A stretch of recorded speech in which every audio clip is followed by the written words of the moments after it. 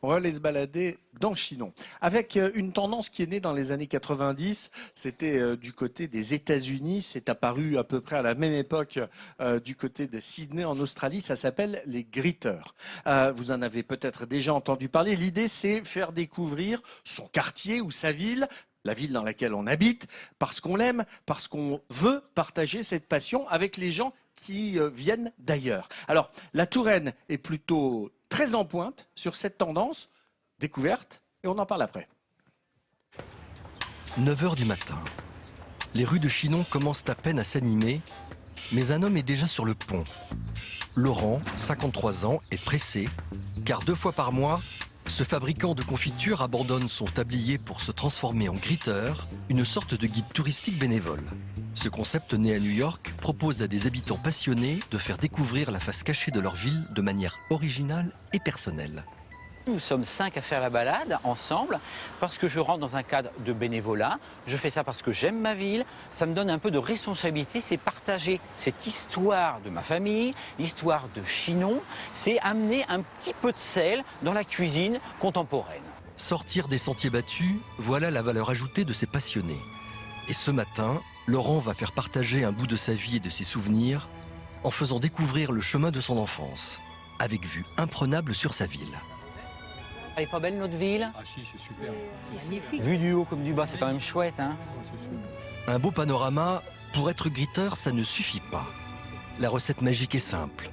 De la connaissance et une bonne pincée de passion. Moi, j'ai toujours le poil qui se hérisse quand je parle de Chinon, en fin de compte, et surtout de cet endroit. Parce que c'est vraiment l'endroit où on domine absolument tout. On a l'impression d'être le seigneur du monde, quelque part. On n'est pas seigneur de Chinon, on est seigneur du monde ici.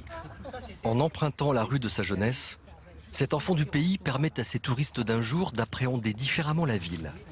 Et il en profite pour partager ses souvenirs et anecdotes. Pour aller à l'école, on avait notre petit cartable et on descendait en hiver, on s'assoyait sur le cartable et lorsqu'il y avait suffisamment de neige et de verglas par terre, eh bien on descendait comme ça jusqu'au premier pilote. Avec son cartable en guise de luge, Laurent dévalait cette rue qui le menait directement vers un lieu emblématique de Chinon, la collégiale Saint-Même. L'école d'Hydro, qui se trouvait à l'intérieur du monument, a vu passer des générations de Chinonnais. Et ce matin, le greeter va dévoiler un trésor ignoré de beaucoup, la salle du garde-manger. Ce lieu où étaient conservés les légumes de l'ancienne cantine se révèle être un site d'exception. Le nez en l'air, les visiteurs admirent les fresques du XVe siècle et les voûtes majestueuses. J'aurais jamais imaginé qu'il y avait toutes ces peintures ici, dans la collégiale. J'étais rentrée pour faire ce chose, mais jamais j'aurais pu imaginer qu'il y ait des fresques de cette ampleur ici. Je pensais pas que ça pouvait être aussi joli. Laurent peut être fier, il a réussi son petit effet. Créer la surprise même auprès d'habitués du lieu. C'est vrai que c'était très impressionnant et et ben voilà, j'en ai encore les poils qui hérissent sur les bras et je vais peut-être finir par avoir une petite goutte au coin de l'œil, une petite larme. En tout cas, c'est un endroit magique parce qu'il fait partie de cette collégiale Saint-Mel dans lequel on a grandi encore une fois et là on a usé nos culottes, c'est sûr, sur des bancs de bois qui sentaient bon la cire. Oui, oui. En se racontant, Laurent dévoile une autre facette de l'histoire de cette ville qu'il aime tant. Et cette promenade, c'est finalement aussi un peu sa Madeleine de Proust à lui. Et là, sur la photo, c'est nous. Donc on est devant une des salles de classe et le bâtiment tel qu'il était donc à l'époque, avec les escaliers pour monter dans les salles de classe, ni plus ni moins. L'ouverture, on la retrouve bien. Et les fenêtres qui se trouvent donc à l'étage là, où il y avait donc des classes.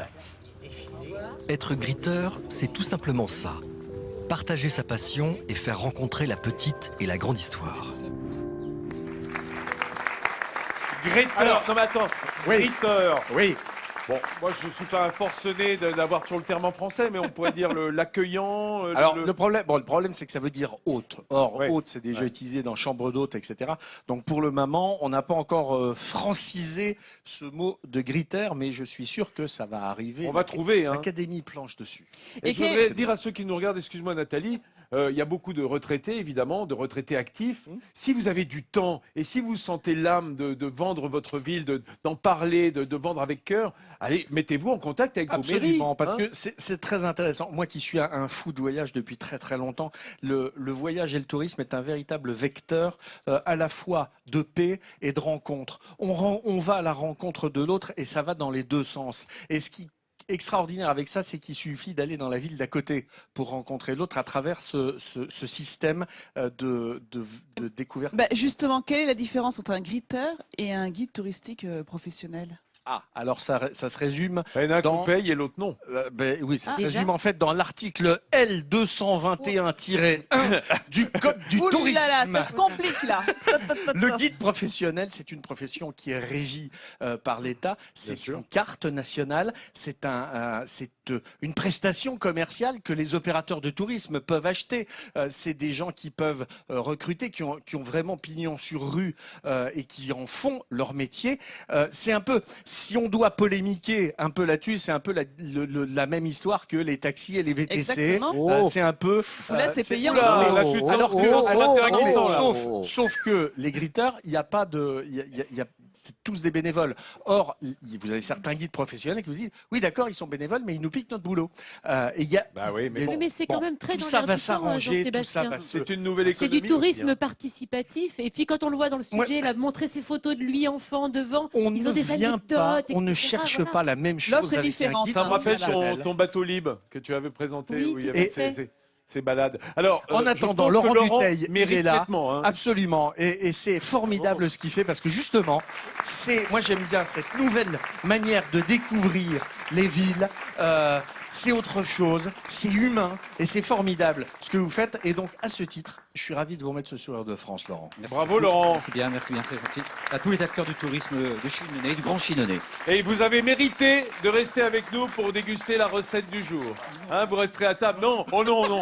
Oh non, j'en peux Vous pas. avez dit non? Si, bien sûr, bien sûr. Bon. Merci Laurent. Vous savez, il y a Laurent qui est accueilli ici à Chinon, mais il n'y a pas que Laurent. Nous, on a été accueillis par la Nouvelle République. Eh ouais, absolument. Et Patrick est venu nous voir hier et a fait un très bel article ce matin dans la Nouvelle République qui mettait en valeur notre émission Midi Enfance. Ça nous fait très plaisir. Merci, on adore être dans la presse locale.